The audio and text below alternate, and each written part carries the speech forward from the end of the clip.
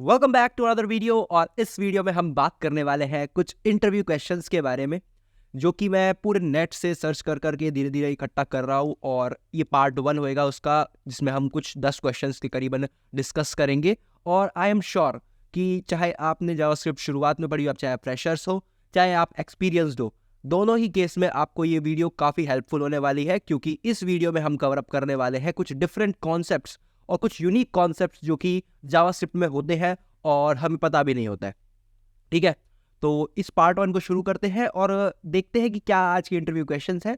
ये मैं इसमें आपको डिटेल में एक्सप्लेन करूंगा। और अगर आपको लगता है कि इसमें से कोई टॉपिक मुझे एक्सप्लेन करना चाहिए डिटेल में, मतलब अगर सेपरेट वीडियो बनानी चाहिए, तो आप कमेंट भी कर सकते हो उस पर। ठीक है, तो मैं उस पर डिटेल वीडियो बना के लेके आऊँगा। ठीक है, तो शुरू करते हैं और जानते हैं कि किस तरह से जावास्क्रिप्ट में इंटरव्यू में क्वेश्चन पूछे जाते हैं और क्या क्या डिफरेंट कॉन्सेप्ट्स है जावास्क्रिप्ट के। सबसे पहला जो क्वेश्चन आता है वो आता है कि big int, how to create a big int in JavaScript. तो बिग इंट बेसिकली होता क्या है, देखिए यहाँ पर मैंने आपके सामने लिख रखा है। तो देखिए, जब भी हम जावास्क्रिप्ट में कोई भी एक नंबर क्रिएट करते हैं, जब भी हम जावास्क्रिप्ट में कोई एक नंबर क्रिएट करते हैं, तो उसकी एक इंटीजर वैल्यू होती है, उसकी फ्लोट वैल्यू हो सकती है। ठीक है, लेकिन अगर वो सपोज दैट वो नंबर काफ़ी बड़ा है, काफ़ी बड़ा वो नंबर है, तो उसको हम बिग इंट में स्टोर करते हैं। ठीक, बिग इंट एक डेटा टाइप है जावास्क्रिप्ट में, जिसमें हम नंबर को स्टोर कर सकते हैं। और अगर मुझे किसी नंबर को बिग इंट में कन्वर्ट करना, तो उसके आगे एन लगा दो। एन लगा दो कैसे, मैं आपको यहाँ पे करके दिखाता हूँ। तो Node.js में यहाँ पे खोल लेता हूँ। ये जावास्क्रिप्ट का एनवायरनमेंट है, इसमें कोई ऐसी दिक्कत नहीं है। ब्राउजर में भी यही जावास्क्रिप्ट रन होती है।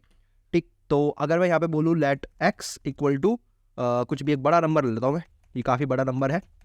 ठीक, और x को अगर मैं यहाँ पे प्रिंट करूँ, देखिए कुछ इस तरह का नंबर बन के आ रहा है।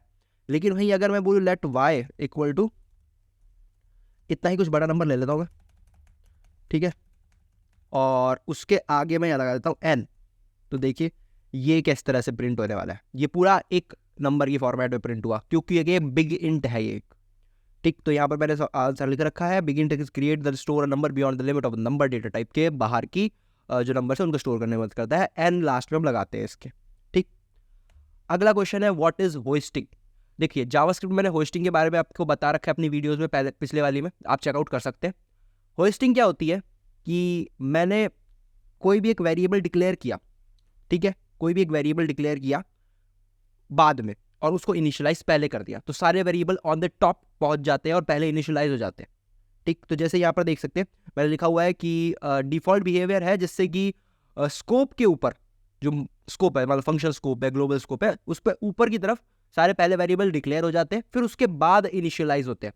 ये होती है होस्टिंग, जावास्क्रिप्ट इसको प्रोवाइड करता है। लेकिन जो हम वेरिएबल्स वैर से डिक्लेयर करते हैं ना, उन्हीं के साथ होस्टिंग परफॉर्म होती है। बाकी लेट और कॉस्ट के साथ होस्टिंग परफॉर्म नहीं होती है। ठीक, तो इसके साथ इसमें एक ये चीज़ है कि डिक्लेरेशन पहले पहुंच जाता है। मतलब कि अगर मैं लिखता हूँ वैर टी, तो ये ऊपर पहुंच जाएगा स्क्रिप्ट में, ये पहले इनिशियलाइज हो जाएगा बजाय इसके 88, ये बाद में इनिशियलाइज होएगा। ठीक, तो अगर मैं टी की वैल्यू लिखूँ तो 88 हो जाएगी बाय डिफॉल्ट, बट अगर मैं ऐसे लिख दूँ टी इक्वल टू 88 वैर टी, तो वैर टी पहले इनिशियलाइज हो जाएगा, तो ये एरर नहीं शो करेगा। ठीक है, ये होता है होस्टिंग, सारे वेरिएबल का टॉप पे पहुंच जाना, पहले डिक्लेरेशन करना फिर इनिशियलाइजेशन होना। ठीक, अब आता है कि what is type correction in JavaScript. देखिए टाइप करेक्शन क्या होता है कि देखिए मैंने यहाँ पे कुछ कुछ बता रखा है कि टाइप कन्वर्जन, इम्प्लिसिटली हम टाइप कन्वर्ट हो जाता है जावास्क्रिप्ट में जब भी हम किसी डिफरेंट एक एक्सप्रेशन है, जैसे मैंने बोला कि भाई मेरे पास ये एक्सप्रेशन है, मान लो मेरे पास है 3 प्लस कुछ एक स्ट्रिंग। तो अब ये पूरी जो एक्सप्रेशन है इसमें दो ऑपरेंड्स हैं, दो डिफरेंट डेटा टाइप के ऑपरेंड्स हैं। पहला है मेरे पास यहाँ पर एक नंबर और दूसरा है मेरे पास यहाँ पे स्ट्रिंग। तो कॉरेक्शन का मतलब होता है कि किसी एक डेटा टाइप का किसी दूसरे डेटा टाइप में कन्वर्ट हो जाना, इम्प्लिसिटली कन्वर्ट हो जाना, और फिर उसके बाद उस एक्सप्रेशन का इवैल्यूएशन होना, मतलब उसकी कैलकुलेशन होना। तो इसे कहते हैं टाइप करेक्शन। तो जब भी हम स्ट्रिंग और नंबर को ऐड करते हैं, तो जो नंबर है वो स्ट्रिंग में कन्वर्ट हो जाता है। ठीक है, नंबर कन्वर्ट हो जाता है किसमें, स्ट्रिंग में। ठीक है, तो उससे मेरे पास क्या रिजल्ट आएगा, दोनों कॉन्कैटिनेट हो जाएंगे। जैसे मैंने यहाँ पे प्लस ऑपरेटर के साथ अगर मैं लगाता हूँ स्ट्रिंग करेक्शन, तो यहाँ पे नंबर जो है वो किसमें, इंटीजर जो है स्ट्रिंग में कन्वर्ट हो गया, कॉन्कैटिनेट हो गया। लेकिन वहीं अगर मैं माइनस ऑपरेटर के साथ स्ट्रिंग और नंबर को ऐड करता हूँ, तो वो क्या होंगे, जो स्ट्रिंग है वो नंबर में कन्वर्ट होगी। तो इसको मैं प्रैक्टिकली आपको करके दिखाता हूँ। यहाँ पर देखिए मेरे पास यहाँ पर अगर मैं लेता हूँ let X equal to, 3 plus, और ये मैंने एक स्ट्रिंग डिक्लेयर कर दी 3। तो अब देखिए यहाँ पे x की वैल्यू जो होगी, x डिक्लेयर्ड है, ओके, और यहाँ पे let t equal to 3 plus 3, इस तरह से t is also declared, okay, let u equal to 3 plus 3। तो देखिए यहाँ पर u जो होगा वो 33 बन गया, कॉन्कैटिनेट हो गया, स्ट्रिंग में कन्वर्ट हो गया 3। लेकिन वहीं पे अगर मैं लेट v की बात करूं, v equal to 3 minus that is 3, अगर मैं नंबर में से स्ट्रिंग को सब्ट्रैक्ट करता हूं तो देखिए यहाँ पर v जो आया है 0 आया है, जो कि एक नंबर है। तो ये होता है स्ट्रिंग करेक्शन, कि भाई जब एडिशन हो रहा होता है स्ट्रिंग और नंबर के बीच में तो मेरे पास जो नंबर है वो स्ट्रिंग में कन्वर्ट हो जाता है, लेकिन जब डिफरेंस कैलकुलेट हो रहा होता है तो जो स्ट्रिंग है वो नंबर में कन्वर्ट हो जाती है। ठीक, ये स्ट्रिंग करेक्शन होता है। अब इक्वालिटी करेक्शन क्या होता है कि जो डबल इक्वल टू होते हैं, हम जावास्क्रिप्ट में बेसिकली कंपैरेटर के लिए ये यूज़ करते हैं ना, if A equal equal B, कुछ इस तरह का सिंटेक्स यूज़ करते हैं। लेकिन जो डबल इक्वल टू होते हैं ये क्या करते हैं कि आपके टाइप को कन्वर्ट कर देते हैं, मतलब स्ट्रिंग को नंबर में कन्वर्ट कर देते हैं, नंबर को स्ट्रिंग में, मतलब सेम डेटा टाइप पे कन्वर्जन करके काम करते हैं। लेकिन वहीं अगर मैं बोलता हूँ ट्रिपल इक्वल टू तो ये डेटा टाइप्स पे भी काम करते हैं कि भाई डेटा टाइप भी सेम हो और वैल्यू भी सेम हो, तभी ये ट्रू रिटर्न करेंगे, वरना फॉल्स रिटर्न करेंगे। लेकिन जो डबल वाले हैं वो क्या करेंगे, सिर्फ और सिर्फ उनकी वैल्यूज पे काम करेंगे, सेम डेटा टाइप में कन्वर्ट कर देंगे अगर नहीं होंगे तो ये हो जाएगा। तो इस वजह से क्या होता है, हमारे पास डबल इक्वल टू और ट्रिपल इक्वल टू कहाँ का यूज आ सकते हैं डिफरेंट, जब हमें स्ट्रिक्ट जब क्या कंपैरिजन करना है, डेटा टाइप के बेसिस पर भी कंपैरिजन करना है, तब हमारे पास क्या होंगे, ट्रिपल इक्वल टू आएगा। और जब हमें डेटा टाइप को इंक्लूड नहीं करना है तो हमारे पास डबल इक्वल टू आने वाला है। ठीक, ये होता है कि किस तरह से टाइप करेक्शंस क्या होते हैं। अब हमारे पास होता है नैन। बेसिकली नैन क्या होता है, not a number. NaN stands for not a number, मतलब इसका मतलब क्या होता है कि ये जो नंबर है वो एक नंबर है ही नहीं, मतलब कि एक स्ट्रिंग है, वो एक नंबर नहीं है। जैसे कि अगर मैं लिख दूं कोई भी स्ट्रिंग ले लेता हूं मैं यहाँ पर, लेट ए इक्वल टू आर्य, ये कुछ मैंने स्ट्रिंग ले ली, तो क्या ये नंबर है, नहीं। तो इसका अगर मैं टाइप ऑफ चेक करूंगा, टाइप ऑफ ए स्ट्रिंग आ रहा है, ठीक।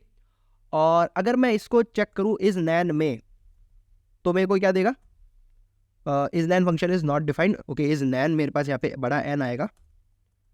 तो ये एक नैन है क्या, नॉट अ नंबर है क्या ये नंबर नहीं है, ठीक है। नॉट अ नंबर एक डेटा टाइप है जावास्क्रिप्ट में जो बताता है कि ये नंबर नहीं है, ठीक। तो नैन है क्या, हाँ ये नैन है, नॉट अ नंबर है। अगर मैं यहाँ बोलूँ कि let A equal to let B equal to 34, ठीक है, 34 ले लेता हूँ, और बोलता हूँ इज नैन 34 और बी फॉल्स, क्या है, नैन है, नहीं। क्यों, ये क्या करता है basically, NaN is NaN function क्या करता है, इज नैन तो सबसे नैन तो समझ में आया क्या होगा, नॉट अ नंबर, कि भाई ये नंबर है कि नहीं है ये बताता है मुझे, ठीक है। तो स्ट्रिंग एक नंबर नहीं है, ठीक है। लेकिन अगर मैं स्ट्रिंग की फॉर्मेट, स्ट्रिंग के अंदर एक इंटीजर लिख दूं, जैसे जब मैंने 34 लिखा है, तो ये क्या करता है, इज नैन फंक्शन उसको पहले नंबर में कन्वर्ट करने की कोशिश करता है, और फिर जब वो नंबर में कन्वर्ट हो जाता है तो ट्रू रिटर्न कर देता है, और अगर वो नंबर में कन्वर्ट नहीं हो पाता है तो वो उसको फॉल्स रिटर्न कर देता है। यहाँ पे आप डेफिनेशन देख सकते हैं कि इज नैन जो है एक फंक्शन है जो कि डेटा टाइप को चेक करता है कि क्या वो not a number data type का है कि नहीं है, ठीक है। और जो नैन है वो स्टैंड होता है नॉट अ नंबर के लिए, मतलब कि ये वैलिड नंबर है कि नहीं ये बताता है मुझे, ठीक है। या फिर इसको नंबर में कन्वर्ट किया जा सकता है कि नहीं ये बताता है मुझे। तो इसको हम यूज़ कर सकते हैं जब भी हमें इवैल्यूएशन करना पड़े किसका, फ़ोन नंबर्स का, ठीक है। फॉर्म में फ़ोन नंबर्स का इवैल्यूएशन कर सकते हैं, या फिर कहीं भी डिफरेंट हमें स्ट्रिंग को इवैल्यूएट करना पड़ेगी कि क्या ये स्ट्रिंग नंबर है कि अल्फा न्यूमेरिक है, तो हम कन्वर्ट करा के चेक कर सकते हैं कि ये नंबर में कन्वर्ट हो पा रही है कि नहीं हो पा रही है। तो इज नैन फंक्शन वहां पर काम आ सकता है, ठीक है। What is pass by value and pass by reference in JavaScript, देखिए यहां पर अब बहुत इंपॉर्टेंट कॉन्सेप्ट आया है जावास्क्रिप्ट का, जो कि है पास बाय वैल्यू और पास बाय रेफरेंस। सबसे पहले मैं बात करता हूं पास बाय वैल्यू की। देखिए जब भी मेरे पास आता है पास बाय वैल्यू, तो जो पास बाय वैल्यू कहता है वो कहता है कि मैं कॉपी करके भेज दूंगा, तो जैसे कि मैंने यहाँ पर अगर देखो तो इधर मैंने बोला कि भाई मेरे पास यहाँ पर एक मेरा ए वेरिएबल है जिसकी वैल्यू कुछ भी हो सकती है, मान लीजिए 10 है, ठीक। और मेरे पास अब मैं एक फंक्शन कॉल करता हूँ, जब भी मैं एक फंक्शन कॉल करता हूँ तो उसके अंदर मैं पैरामीटर पास कर सकता हूँ। तो फंक्शन होता है, मान लीजिए कुछ भी बी नाम का फंक्शन है, उसके अंदर मैं पास कर रहा हूँ पैरामीटर। तो जब भी मैं इस फंक्शन बी को कॉल करता हूँ और इसके अंदर मैं मान लीजिए ए पास करता हूँ, तो सिंस ए की वैल्यू 10 है, तो ए, इस जो ए है, ये छोटा वाला ए है, इस पैरामीटर में मेरे पास क्या जाना चाहिए, ये 10 जाना चाहिए। ठीक है, 10 जाना चाहिए। और क्योंकि ये 10 जा रहा है, क्योंकि ये 10 जा रहा है, तो इसकी वैल्यू ए में कॉपी हो जा रही है। ठीक है, ए में कॉपी हो जा रही है। इसका मतलब क्या हो रहा है कि ए इक्वल टू ए, इस तरह से कुछ एक्सप्रेशन बन रही है यहाँ पर। जब भी हम फंक्शन कॉल कर रहे हैं तो पैरामीटर को मैं वेरिएबल के बराबर कर रहा हूं, तो ये जो 10 है वो ए में कॉपी हो रहा है। कॉपी होने का मतलब क्या है कि एक नया एड्रेस ब्लॉक क्रिएट हो रहा है, और जो छोटा ए है, ये जो पैरामीटर है, ये उस एड्रेस ब्लॉक को पॉइंट कर रहा है। तो यहाँ पर जैसे मैंने बोला कि ए, ये जो parameter equal to this variable, तो जो एक नया एड्रेस ब्लॉक बना जिसके अंदर मैंने वापस से 10 डाला, और जो ए है अब वो किसको पॉइंट कर रहा है, इस नए एड्रेस ब्लॉक को पॉइंट कर रहा है। और जो बड़ा वाला ए है वो किसी पुराने एड्रेस ब्लॉक को पॉइंट कर रहा है जिसमें 10 ही है। तो एक नए मेमोरी एलोकेट होकर काम हो रहा है, तो एक कॉपी हो रही है। ठीक, ये होता है पास बाय वैल्यू। जब हम वैल्यू की कॉपी बनाते हैं तो उसे कहते हैं पास बाय वैल्यू। लेकिन जब मैं पास बाय रेफरेंस की बात करता हूं तो वहां पर वैल्यू की कॉपी नहीं बनती है, वहां वैल्यू की कॉपी नहीं बनती है। तो पहले एक बार इसको एग्जांपल देख लेते हैं। जब भी मैं ऐसे मैंने लिख रखा है लेट y इक्वल टू 2, मैंने एग्जांपल यहाँ पे लिख रखा है, तो let z equal to y, तो मैं जब भी z इक्वल टू y कर रहा हूं तो z को एक नई मेमोरी एलोकेट हो रही है जिसमें z पॉइंट कर रहा है और उसमें 2 रखा गया है। अब हम z को चेंज करेंगे ना तो y में कोई चेंजेस नहीं आएंगे, y को चेंज करेंगे z में कोई चेंजेस नहीं आ रहे। क्यों? क्योंकि डिफरेंट मेमोरी लोकेशन है। बट अगर मैं पास बाय रेफरेंस की बात करता हूं, क्योंकि अगला, तो उसके अंदर क्या होता है कि एड्रेस पास होता है, एड्रेस पास होता है। ठीक, तो जैसे कि अगर मैं कोई ऑब्जेक्ट बनाता हूँ, बेसिकली पास बाय रेफरेंस जो होता है वो ऑब्जेक्ट्स पे काम करता है। जब हम ऑब्जेक्ट के ऊपर असाइनमेंट ऑपरेटर लगाते हैं ना, मतलब एक मैंने ऑब्जेक्ट क्रिएट कर दिया यहाँ पर कुछ, ठीक है, इस ऑब्जेक्ट का नाम मैंने बोल दिया एक्स है, और ये एक्स को मैं किसी वाई को असाइन कर रहा हूँ, मतलब इस तरह से कुछ एक्सप्रेशन लिखी है मैंने, और यहाँ पर एक्स जो है वो एक ऑब्जेक्ट है। ठीक है, तो वाई के अंदर क्या कॉपी होगा, वाई के अंदर कॉपी होगा एक्स का एड्रेस। ठीक है, अब वाई और एक्स दोनों सेम ब्लॉक को पॉइंट कर रहे होंगे, तो कुछ इस तरह से बन रहा है। तो भाई एक्स जो है वो भी इस ब्लॉक को पॉइंट कर रहा है, और वाई जो है वो भी इस ब्लॉक के एड्रेस को कंटेन करके रख रखा है, मतलब पॉइंट कर रहा है। और इस ब्लॉक के अंदर क्या है, इस ब्लॉक के अंदर क्या है, वो ऑब्जेक्ट रखा हुआ है। एक तरह से ये मान सकते हैं, क्योंकि वो सीरीज ऑफ ब्लॉक्स के अंदर रखा होता है, तो ये इनिशियल पॉइंट होता है कि वो ऑब्जेक्ट कहां से स्टार्ट हो रहा है। तो इस ब्लॉक के अंदर ऑब्जेक्ट का इनिशियल पॉइंट रखा है। ठीक, तो जैसे ही मैं एक्स की बात करूं, एक्स को कंसोल लॉक कराता हूं तो वही ऑब्जेक्ट कंसोल लॉक होगा, वाई को कंसोल लॉक कराता हूं वही ऑब्जेक्ट, सेम ऑब्जेक्ट, कोई नई मेमोरी एलोकेट नहीं हुई है मेरे पास सेम ऑब्जेक्ट को दोनों पॉइंट कर रहे हैं, और अगर मैं एक में चेंज करता हूं तो वो दूसरे में रिफ्लेक्ट होगा। कैसे? यहां पे एग्जांपल देख सकते हैं कि मैंने एक एक्स ऑब्जेक्ट यहां पर बना दिया। अब देखिए यहां पर मैंने एक्स ऑब्जेक्ट बना दिया, और क्या किया है फिर, वाई को मैंने यहां पे इनिशियलाइज कर दिया है एक्स के बराबर, और यहां पर देखिए मैंने एक्स ऑब्जेक्ट बना दिया और y को मैंने यहाँ पे इनिशियलाइज कर दिया है x के बराबर। तो जब भी मैं कंसोल लॉक करता हूँ y को तो सेम ऑब्जेक्ट प्रिंट होता है, जब मैं x को कंसोल लॉक करता हूँ तब भी सेम ऑब्जेक्ट प्रिंट होता है। लेकिन हो क्या रहा है, जब मैं y की प्रॉपर्टी को चेंज करता हूँ तो x की प्रॉपर्टी को भी यहाँ देखिए चेंज हो रही है इसके अंदर। इसका मतलब क्या हो रहा है कि दोनों सेम एड्रेस या फिर सेम ऑब्जेक्ट को पॉइंट कर रहे हैं, क्योंकि दोनों सेम ऑब्जेक्ट को चेंज कर रहे हैं, एक में चेंज करने से दूसरे पे रिफ्लेक्ट हो रहा है, तो सेम ऑब्जेक्ट को पॉइंट कर रहे हैं। अगर दो डिफरेंट मेमोरी लोकेशंस होती, ठीक है, तो मेरे पास एक ऑब्जेक्ट में चेंज करने से दूसरा ऑब्जेक्ट नहीं चेंज होता। ठीक है, तो इसे कहते हैं हम शैलो कॉपी। जब हम एड्रेस को कॉपी करते हैं तो उसे कहते हैं शैलो कॉपी, मतलब दोनों ही वेरिएबल सेम ऑब्जेक्ट को पॉइंट कर रहे हैं। और अगर मैं डीप कॉपी करना चाहूँ तो हर एक प्रॉपर्टी को कॉपी करना पड़ेगा मुझे। ठीक है, तो पास बाय रेफरेंस और पास बाय वैल्यू की बात आपको समझ में आ जाएगी इस चीज से कि भाई जब भी हम ऑब्जेक्ट की बात करते हैं तो उसमें पास बाय रेफरेंस होता है, और जब भी हम किसी प्रिमिटिव डेटा टाइप की बात करते हैं जैसे इंटीजर या नंबर या स्ट्रिंग बूलियन, इन सब की बात करते हैं तो उसमें पास बाय वैल्यू होता है। रेफरेंस का मतलब हो गया कि भाई आपका एड्रेस पास हो रहा है, और वैल्यू का मतलब आपकी वैल्यू कॉपी हो रही है, नई मेमोरी एलोकेशन हो रही है वहां पर। ठीक, अच्छा, अब होता है एक नया क्वेश्चन जो कि है what is strict mode in JavaScript. देखिए स्ट्रिक्ट मोड क्या होता है, जावास्क्रिप्ट में दो टाइप के मोड होते हैं, एक तो नॉर्मल मोड होता है और एक स्ट्रिक्ट मोड होता है। जब भी नॉर्मल मोड की हम बात करते हैं तो नॉर्मल मोड के अंदर हम जो काम कर रहे होते हैं उसके अंदर जो साइलेंट एरर्स होते हैं हमारे, वो डिटेक्ट नहीं कर पाता है जावास्क्रिप्ट, और उसके लिए एरर थ्रो नहीं करता है। लेकिन जब हम स्ट्रिक्ट मोड को यूज़ करने लग जाते हैं, ये नया फीचर है जावास्क्रिप्ट के अंदर, स्ट्रिक्ट मोड को यूज़ करने लग जाते हैं, जो कि हम यूज़ स्ट्रिक्ट जो कीवर्ड है वो हम अपनी फाइल के टॉप पे लिख दे, इस तरह से कुछ डबल सिंगल कोट में यूज़ स्ट्रिक्ट लिख दे, तो ये क्या करेगा, स्ट्रिक्ट मोड को यूज़ करने लग जाएगा।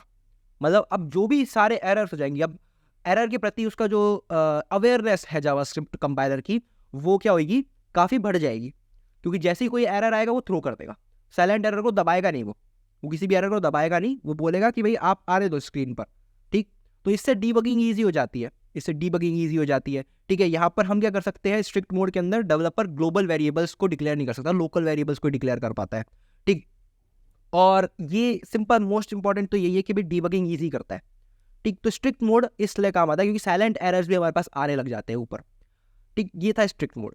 अब है कि हायर ऑर्डर फंक्शंस क्या होते हैं, बहुत ही सिंपल है। हायर ऑर्डर फंक्शंस क्या होते हैं, देखिए, फंक्शंस जो कि फंक्शन के ऊपर काम कर रहे होते हैं उसे हम हायर ऑर्डर फंक्शन कहते हैं। जैसे कि एग्जांपल में आप देख सकते हैं कि जो HOF नाम से फंक्शन है वो एज अ पैरामीटर एक फंक्शन को पास कर रहा है, ले रहा है और उसको कॉल कर रहा है, तो ये function higher order function HOF, ठीक है। ये फंक्शन मैंने जो बनाया है ये फंक्शन के ऊपर काम कर रहा है, या तो एक फंक्शन को रिटर्न कर रहा है या फिर एक फंक्शन को एक्सेप्ट कर रहा है, इसे ही कहते हैं हम हायर ऑर्डर फंक्शन, जो कि किसी फंक्शन के ऊपर ऑपरेट करते हैं बजाय वेरिएबल्स के। मतलब वेरिएबल के ऊपर भी करते हैं बट फंक्शंस के ऊपर भी करते हैं वो, ठीक। तो एक्स एक फंक्शन बना दिया मैंने, console log this is a function, और इसके अंदर मैंने हाफ को मैं एक्स पास कर दिया, तो इसने फंक्शन एक्स को कॉल कर दिया, तो इसलिए ये होते हैं हायर ऑर्डर फंक्शंस, ठीक है। अब what is an object prototype, देखिए ऑब्जेक्ट प्रोटोटाइप एक काफ़ी अच्छा टॉपिक है और काफ़ी यूजफुल टॉपिक है, ठीक। अगर इसके बारे में आप चाहें तो मैं काफ़ी डिटेल में वीडियो भी बना सकता हूँ, क्योंकि ये समझना अपने आप में ऑब्जेक्ट को पूरा कंप्लीटली समझना होता है, ठीक। तो देखिए, जब भी मैं किसी ऑब्जेक्ट को कंस्ट्रक्ट करता हूँ तो हमारे पास बहुत सारे मेथड होते हैं किसी ऑब्जेक्ट को कंस्ट्रक्ट करने के लिए। या तो हम डायरेक्टली लिटरल से कंस्ट्रक्ट कर दें, या फिर हम एक फंक्शन कंस्ट्रक्टर का यूज़ कर लें, जो कि मैंने यहाँ पर यूज़ किया ऑब्जेक्ट कंस्ट्रक्टर नाम से, ठीक। तो ये क्या कर रहा है, जब भी मैं न्यू कीवर्ड के थ्रू ऑब्जेक्ट कंस्ट्रक्टर को कॉल कर रहा हूँ तो एक ऑब्जेक्ट मेरे पास रिटर्न हो रहा है। होता क्या है, प्रोटोटाइप इज नथिंग बट एक ऑब्जेक्ट है जो किसी फंक्शन से या किसी ऑब्जेक्ट से एसोसिएटेड होता है, और उसके अंदर उस ऑब्जेक्ट की कुछ प्रॉपर्टीज होती है, और उसी प्रोटोटाइप ऑब्जेक्ट को उस क्लास का या फिर उस कंस्ट्रक्टर का जो इंस्टांस हम क्रिएट करते हैं, जो कि यहाँ पर है टी, वो इनहेरिट करेगा। मतलब टी के अंदर भी वो जो प्रॉपर्टी जो डॉट प्रोटोटाइप के अंदर, मतलब एक फंक्शन है उसके पास एक ऑब्जेक्ट होता है, बाय डिफॉल्ट एक ऑब्जेक्ट क्रिएट होता है प्रोटोटाइप नाम से, ठीक है। उस प्रोटोटाइप के अंदर जो प्रॉपर्टीज होंगी वो टी के अंदर भी आ जाएंगी, और किसके अंदर कैसे आएंगी, अंडरस्कोर डॉट प्रोटो अंडरस्कोर, ये एक ऑब्जेक्ट होता है जो कि टी के पास आपको मिलेगा, और वो सेम एज बिल्कुल जो कंस्ट्रक्टर का प्रोटोटाइप ऑब्जेक्ट था उसके जैसा होगा। मैंने क्या बोला कि यहां मेरे पास एक कंस्ट्रक्टर है, ठीक है, इसकी एक प्रॉपर्टी होती है प्रोटोटाइप, जो कि क्या होता है, एक ऑब्जेक्ट होता है, ठीक है। इस प्रोटोटाइप के अंदर क्या होता है, सारी फंक्शंस होते हैं, सारे मतलब जो भी फंक्शन हम क्रिएट करते हैं, कोई भी फंक्शन हम असाइन करते हैं at the time of construction constructor को, वो सारे फंक्शंस इसके अंदर होते हैं, ठीक है। हम खुद भी असाइन कर सकते हैं, ठीक है, और जो भी इसके अंदर प्रॉपर्टी हम असाइन करना चाहें वो कर सकते हैं। जब भी हम इस कंस्ट्रक्टर से एक इंस्टांस क्रिएट करते हैं, तो इस इंस्टांस के पास भी क्या होगी, ये प्रोटोटाइप ऑब्जेक्ट पहुंच जाता है। जो भी सारी इसके अंदर वैल्यूज होती है वो कॉपी होके किसके आ जाती है, इंस्टांस के अंदर आ जाती है, और वो किस नाम से स्टोर होती है, वो होती है अंडरस्कोर प्रोटो अंडरस्कोर। इस नाम से, ये भी एक ऑब्जेक्ट ही है क्योंकि कॉपी हुआ है तो एक ऑब्जेक्ट ही है। यहाँ पर डीप कॉपी हुई है, ठीक। प्रोटो अंडरस्कोर ये नाम से एक प्रॉपर्टी होती है जो कि एक ऑब्जेक्ट होता है, और इसके अंदर ये सारी प्रोटोटाइप कॉपी हो जाता है। ये होता है प्रोटोटाइप। क्या होता है, बेसिकली एक प्रॉपर्टी है जो कि इनहेरिटेंस के टाइम पे जब हम किसी फंक्शन का इंस्टांस क्रिएट करते हैं उसके अंदर ट्रांसफर होने का काम करती है। मतलब कि जो भी प्रॉपर्टीज हैं हम प्रोटोटाइप के अंदर रखते हैं तो वो उस इंस्टांस के अंदर भी आ जाएंगी, ठीक है। तो अगर इसके ऊपर डिटेल में वीडियो चाहिए तो मैं बना सकता हूँ, और काफ़ी अच्छे से इसको मैं समझा सकता हूँ, इसमें आप कमेंट कर सकते हैं। बाकी मैं सोच रहा हूँ उसके ऊपर बना दूँ। अब एक इम्पॉर्टेंट कंसेप्ट है जो कि है मेमोराइजेशन। देखिए, मेमोराइजेशन मतलब क्या होता है कि किसी भी फंक्शन के कॉल को याद रख लेना, जैसे कि यहाँ पर एक फंक्शन है मेमोराइज्ड फंक्शन, इसके अंदर मेरे पास एक है कैश। तो जब भी मैं इस फंक्शन को यहाँ पर कॉल कर रहा हूँ रोहन नाम से, तो ये रोहन नाम पहले तो जा रहा है, फिर उसके बाद कैश में चेक हो रहा है कि क्या मेरे पास पहले से ये आर्ग्यूमेंट प्रेजेंट है, क्या इसकी वैल्यू पहले से प्रेजेंट है। तो वो बोलता है नहीं मेरे पास नहीं है प्रेजेंट, तो उसके लिए कंप्यूट करके लाओ। इसमें लार्ज कंप्यूटेशंस में हम कोड लिखते हैं, यहाँ पे मैंने सिंपल कंप्यूटेशन के लिए बता रखा है। बट अगर मेरे पास सेम पैरामीटर आ रहा है तो मैं उसकी आंसर को कैश कर लेता हूँ, जिससे क्या होता है कि मेरे को बार बार एक ही पैरामीटर में बार बार प्रोसेसिंग की जरूरत नहीं पड़ती है। ठीक, तो देखिए जैसे मैंने यहाँ पे रोहन कर दिया, तो रोहन पहले पास हुआ, फिर उसके बाद उसने कैश में फाइंड किया, कैश में नहीं मिला, तो उसने कंप्यूटेशन करी यहाँ पर एल्स ब्लॉक के अंदर, और फिर उसको कैश में स्टोर कर दिया। ठीक है, और फिर ये चीज़ रिटर्न भी कर दी। लेकिन फिर जब मैंने मोहन कॉल किया तब भी ऐसा ही सेम कुछ हुआ, क्योंकि मोहन उसके पास कैश में नहीं था। लेकिन बाद में जब मैंने रोहन कॉल किया, और देखिए मोहन कॉल किया तो उसने अपने आप ही रिकमेंड कर दिया, ये पहले रिकमेंड नहीं कर रहा था, आप ट्राई भी कर सकते हैं। ठीक है, तो अगर मैंने इसको बाद में कॉल किया तो इसकी कैश में वो चीज़ पड़ी हुई थी, तो मतलब जैसे ही मेरे पास कॉल गया, इसने चेक किया क्या ये मेरे पास कैश में प्रेजेंट है, हाँ भाई ये तो प्रेजेंट है, तो इसको रिटर्न कर दो, मेरे को कंप्यूटेशन की जरूरत नहीं है, रिटर्न कर दिया इसने बड़े आराम से। ठीक है, कंप्यूटेशन नहीं रिक्वायर्ड है इसकी। ठीक है, तो ये था कि किस तरह से मेमोराइजेशन कर सकते हैं। अब यहाँ पर आप देख सकते हैं कि क्लोजर भी एक क्रिएट हो रहा है, जिसकी वजह से जो कैश है ये सिर्फ और सिर्फ प्राइवेट मेंबर्स, एक प्राइवेट वेरिएबल बन गया है, जो कि सिर्फ ये फंक्शन, जो ये रिटर्न फंक्शन है, यही एक्सेस कर पा रहा है। तो इसे कहते हैं मेमोराइजेशन, कि हम एक वैल्यूज को, जो भी पैरामीटर आया है उसके कॉरस्पॉन्डिंग आंसर को प्रिजर्व करके रख ले, और बाद में हम उस चीज का यूज कर पाए जब भी सेम आर्ग्यूमेंट हमारे पास पहुंचे, तो कि हमारी कंप्यूटेशन जो है वो बहुत ही एफिशिएंट हो जाएगी, बहुत फास्ट हो जाएगी, क्योंकि हमारे पास ज़्यादा बार बार कंप्यूटेशन नहीं करनी पड़ रही है एक पैरामीटर के लिए। इसे कहते हैं हम मेमोराइजेशन। ठीक है, अब एक लास्ट क्वेश्चन जो कि है difference between DOM and BOM. देखिए, DOM stands for document object model and BOM stand for browser object model. देखिए, डॉम के बारे में मैं पहले भी बता चुका हूँ, DOM is nothing but HTML, जो कि ब्राउजर क्या करता है, जब भी HTML को रेंडर कर रहा होता है तो एक ऑब्जेक्ट क्रिएट कर देता है, जिसके अंदर वो सारे एलिमेंट्स को जोड़ता जाता है। ठीक, और कुछ इस ट्री लाइक स्ट्रक्चर को बनाता है, जिसे हम कहते हैं डॉम, जिसमें सारे एलिमेंट्स होते हैं हमारे पास। लेकिन बॉम क्या होता है, BOM is browser object model, मतलब कि जब भी हम ब्राउजर से इंटरेक्ट करते हैं तो ब्राउजर के पास कुछ फीचर्स होते हैं, कुछ उसके ऑब्जेक्ट के पास कुछ फीचर्स होते हैं, जो वो विंडो के नाम से वो बनाता है, विंडो ऑब्जेक्ट होता है, विंडो नाम से ऑब्जेक्ट बनाता है, और उसके अंदर काफ़ी सारे फीचर होते हैं, जैसे history, navigators, location, height, width window की क्या है, दूसरे एट्रीब्यूट्स भी होते हैं कि आपका पॉइंटर कहाँ है, आपकी स्क्रॉल पोजीशन क्या है, ये सब एट्रीब्यूट्स, छोटे छोटे एट्रीब्यूट्स होते हैं जो कि बहुत ज़्यादा काम के होते हैं। बॉम के जो एट्रीब्यूट्स होते हैं, ब्राउजर ऑब्जेक्ट मॉडल के जो एट्रीब्यूट्स होते हैं, यही जो होते हैं, यही हमारे इंटरेक्शन को ब्राउजर के साथ बढ़ाते हैं, और इन्हीं के थ्रू हम आज के मॉडर्न जो भी चीज़ें हो रही हैं, वीडियो रिकॉर्डिंग हो रही है, कैमरा एक्सेस हो रहा है, कुछ भी, ठीक है, ये सब हम ब्राउजर के थ्रू कर पा रहे हैं। तो बॉम ऑब्जेक्ट बहुत इंपॉर्टेंट है। डॉम ऑब्जेक्ट क्या करता है, HTML रेंडर कराता है, बॉम ऑब्जेक्ट इंटरेक्शन बढ़ाता है। ठीक है, तो ये था लास्ट का क्वेश्चन कि बॉम और डॉम में क्या डिफरेंस है। तब तक के लिए टेक केयर और कोड करते रहिए और पढ़ते रहिए जावास्क्रिप्ट के बारे में। हम पार्ट 2 में मिलते हैं इंटरव्यू सीरीज के, जिसमें हम और कुछ एक्सपीरियंस लेवल के और कुछ अच्छे लेवल के क्वेश्चंस के बारे में जानेंगे, ताकि आपको इन्फॉर्मेशन काफ़ी अच्छी मिल सके उस पर। तो इस वीडियो में इतना ही, हम मिलते हैं अगली वीडियो में, तब तक के लिए टेक केयर एंड कोड करते रहिए।